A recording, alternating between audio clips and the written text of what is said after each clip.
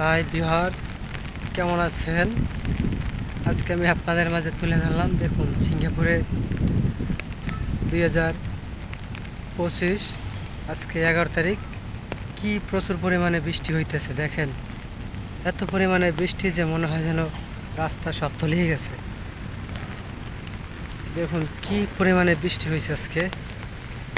সকাল থেকে সারাদিন বৃষ্টি, এখন পর্যন্ত একটু একটু হালকা হালকা থামছে। দেখতেই তো পাচ্ছেন যে রাস্তার মাঝে কি পরিমাণে জল গড়াচ্ছে।